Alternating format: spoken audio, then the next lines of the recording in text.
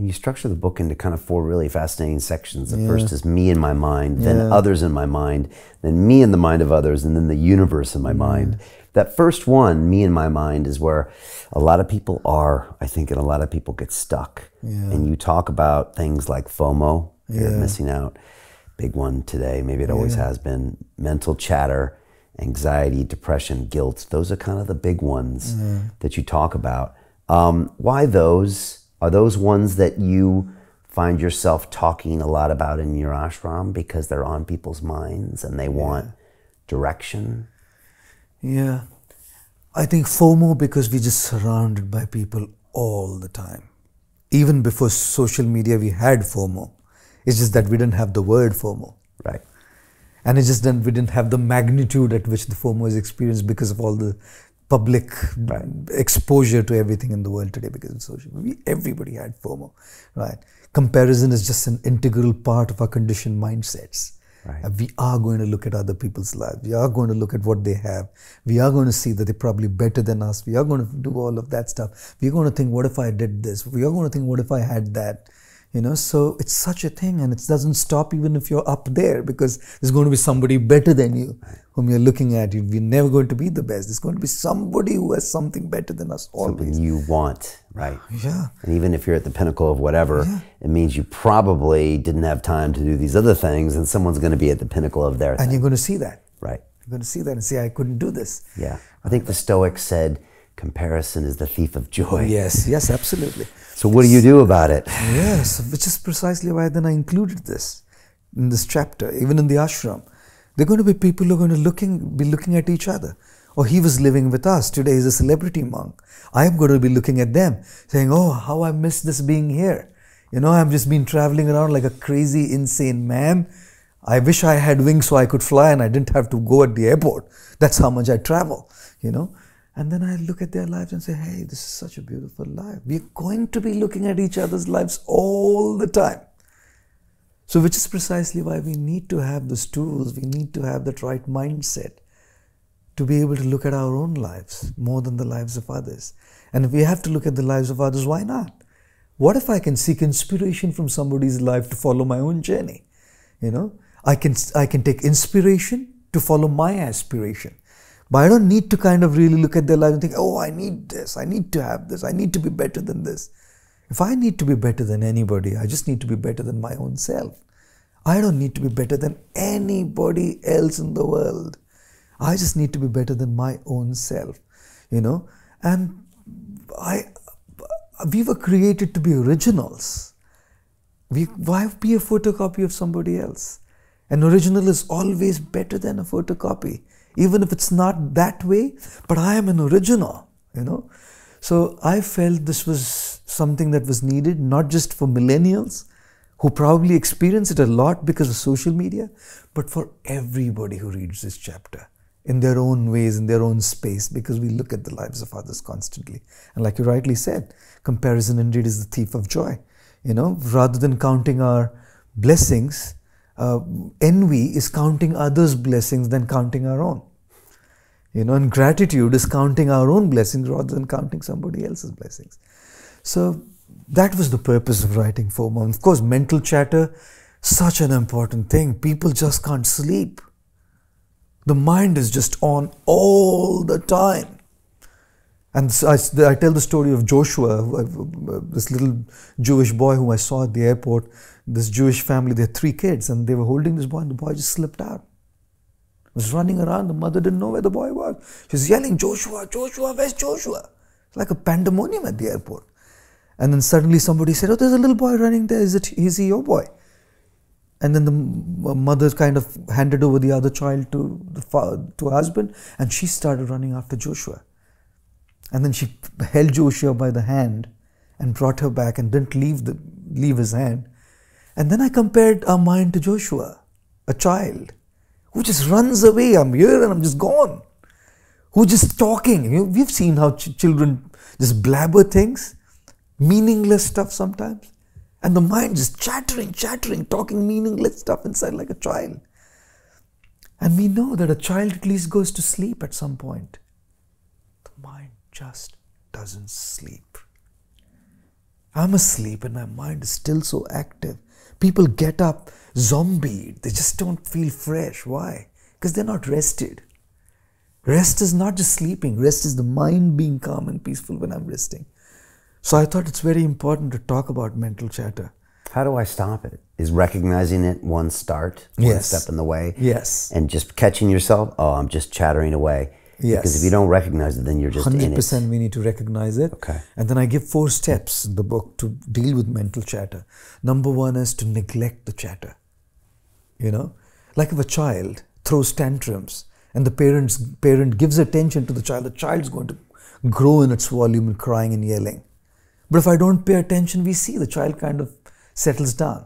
I'm not saying we should neglect the legible needs of the child. If a child is hurt itself, we're going to definitely take care of the child. But this whining and crying away for no reason, the more attention we give to the child, the wilder it gets. So sometimes we just have to neglect what's going on, right, in the mind. Number 2, I say that we should note things down. When things are going on, if I realize that I can't neglect it, journal it out, vent it out. Right. You know, because otherwise the chatter, I'm feeding that chatter. Right. So if I find myself sleepless one night, don't just lay there in bed tossing and turning and just feeding that chatter. Wake up, take a paper, take a pen, write it all down. You will see how the mind slowly starts to settle down because you're not paying attention to it now, just lying there in bed, you're just venting it out. The third thing I say, dealing with mental chatter, is to negotiate. Negotiate with the mind, like we negotiate with a child. Work now, play later. Just do your homework, I'll allow you to play, but not play now. Right? If you allow the child to play, the child's going to play all day long. You allow the mind its way, all day long the mind is going to play its games. So negotiate. I'm not saying I won't give you time, but right now let's focus. So negotiate. Yeah. And the 4th thing is being a neutral observer, which is like you said earlier, just to step back and look at that. Like you said earlier, I liked that when you said, I stepped back and I said, hey, this is Brian. Is this what Brian was doing for all this while, for all these years? Stepping back. You know what happens is we're so involved with our chatter. The more involved we get, the greater it grows. So sometimes we just need to take that step back and just observe. Don't resist your thoughts. No need to resist them, but no need to feed them. Right. Just be and let them be. If I get a thought, I'm not resisting. Let it come, let it go, let it come, let it go. We see how slowly the mind starts to settle down. So I felt this was so crucial because people need to find their peace, which is why I included the chapter in the first section of the book. So important, because without those techniques, you could be just submerged in your own chatter your whole life. Absolutely, absolutely, right. Absolutely. So Jim Rickards has just recorded a video that's not available to anyone in the public, and he's going to be talking about how this upcoming recession is going to be fast, it's going to be bloody, it's going to be nasty. But at the same time, he's going to show you how you can position yourself to profit from all of this chaos. Now, we've made this video only available to our viewers. Go to londonreal.tv/Jim. Watch that immediately. I can't say enough good things about Jim Rickards. He understands the global economic system better than any guest I've ever had on London Real. His predictions are almost uncannily true, and you can learn how to profit from his vision, from his expertise, and his understanding of economics. So go to londonreal.tv/Jim or click the link below. It's an excellent, excellent look on what's going to happen in the future and how you can position yourself to profit from that. Jim is one of the best in the business, one of my favorite guests on London Real, and he's very, very good at predicting the future and showing us all to profit from it. So click the link, and I hope you enjoy. The greedy bankers are about to do it again. In 2008, they crashed our financial system and nearly bankrupted the entire global economy. Then they received trillions of dollars in government bailouts. And after, they demanded fat bonuses paid for by you, the taxpayer. It turns out the banks haven't just been screwing the American taxpayers, they're also screwing over their investors. Turns out the banking industry is the worst place you could put your money, despite enormous taxpayer bailouts. Now the bankers are back to take away your financial freedom. They lie and tell you that cryptocurrency isn't safe. They try to make it illegal for you to choose how to invest your hard-earned money. They lie and say cryptocurrency is used by money launderers and criminals. But look at the record. It's the banks themselves that launder hundreds of billions of dollars every year to the biggest criminal operations in the world. Leaked documents have revealed how some UK banks have helped criminals, money launderers and Russians under sanctions. American authorities discovered that the Sinaloa cartel moved $881 million through HSBC accounts as bank officials turned a blind eye to the illegality. The bankers lie and say cryptocurrency is not a real investment. Meanwhile, the smartest CEOs in the world are buying billions and billions of it. The truth is that banks lie about cryptocurrency because it makes them scared. The banks take $9 trillion per year of your hard-earned money, and they are worried that they will finally be exposed. They're scared because crypto means they can no longer control your money, which means they can no longer control you.